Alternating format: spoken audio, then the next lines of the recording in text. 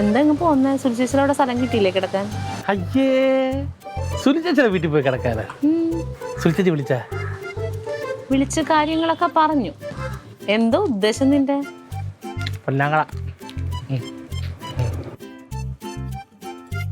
എടാ എടാ ഇപ്പൊ നമ്മുടെ ഇവിടെ ഒരു 4 കഷ്ണം വിറക് കൊത്താനോ എന്തെങ്കിലും ഒരു ചെറിയ പണി പറഞ്ഞിട്ടുണ്ടെങ്കിലും ഉണ്ടല്ലോ, ഇവനില്ലാത്ത അസുഖങ്ങളില്ല. തലവേദന, പ്രഷർ, പനി, ചിക്കൻ ബോക്സ് വരെ വരും ഇവന്.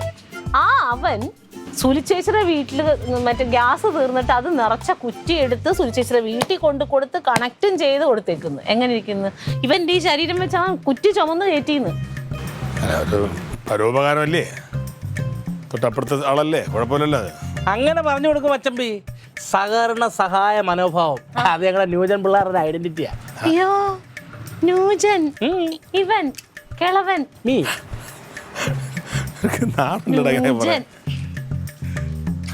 എന്നിട്ട് അവിടെ നിന്ന് എത്ര രൂപ മേടിച്ചു?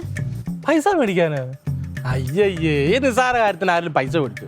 പൈസ മേടിച്ചില്ലേ? ഒരു പൈസ മേടിച്ചില്ലേ? വെറുതെ ചെയ്തു കൊടുത്തിട്ട് പോന്നു. ദൈവമേ, എനിക്കൊരു ഫോട്ടോ എടുക്കണം നിന്റെ. സുലിച്ചേച്ചിയുടെ 100 രൂപ മേടിച്ച് എന്തിനാടാ നീ? അത് കടവായിട്ട്. അയ്യേ മേടിച്ചടാ നീ? എനിക്കൊരു ആവശ്യം ഉണ്ടായിരുന്നു. 100 രൂപ അല്ല, കടവായിട്ട്.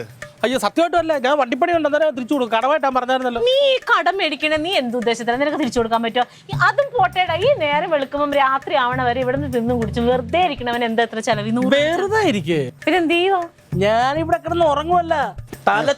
തലച്ചോറിൽ സമ്മർദ്ദം കയറി ഞാൻ ആലോചിച്ച് എന്തെല്ലാം ഡീലിങ്സ് നടക്കുന്നറിയാവോ? ഉദാഹരണത്തിന് ഇച്ചിരി മുമ്പ് റോസ്മേരി വിളിച്ചിട്ട് പറഞ്ഞു കറണ്ട് ചാർജ് അടക്കേണ്ട ലാസ്റ്റ് ആയിട്ട് എന്നെ അടക്കണമെന്ന് പറഞ്ഞു. എന്റെ പൈസ ഇല്ല. ഞാൻ ചോദിച്ചിട്ട് എനിക്ക് തന്നതുമില്ലേ. ഇല്ല. ഉടനെ ഞാൻ ചീമ്പനുണ്ണിയെ ഫോണിൽ കോൺടാക്ട് ചെയ്തു. ചീമ്പനുണ്ണിയുടെ മൊബൈലിൽ നിന്ന് തന്നെ അരമണിക്കൂറിൽ കൊടുക്കാന്ന് പറഞ്ഞാൽ അതിൽ നിന്ന് തന്നെ ബില്ലടപ്പിച്ചു. അരമണിക്കൂർ കഴിഞ്ഞപ്പോൾ ചീമ്പനുണ്ണി താഴെ കടവാതൊക്കെ വന്നു. അപ്പൊ നമ്മുടെ പാത്രക്കട ജോണച്ചാനെ 700 രൂപ മേടിച്ചിട്ട് നേരെ ചീമ്പനുണ്ണിക്ക് ഞാൻ കൊടുത്തു. അപ്പൊ ജോണച്ചാൻ ഒരു വർത്താനം, കഴിഞ്ഞ ആഴ്ചത്തെ ഒരു 100 രൂപ കൊടുക്കാണ്ടല്ലോ. പഞ്ചരയുടെ നമ്മുടെ അനിയില്ലേ, അനിയുടെ 100 മേടിച്ച് ജോണച്ചാനെ ക്ലിയർ ചെയ്തു. അപ്പൊ സുലിച്ചേച്ചിയുടെ 100 മേടിച്ച് അനിയൻ ക്ലിയർ ചെയ്തു. അന്ന് ആലോചിച്ച് നോക്കി എന്റെ മസ്തിഷ്കത്തിൽ എന്തുമാത്രം ക്യാഷ് ഫീലിങ്സ് ആണെന്ന്. പൊന്നോ, ഇത് അസാധ്യ ഒരു ഗണിതശാസ്ത്രജ്ഞനാണ് അവൻ.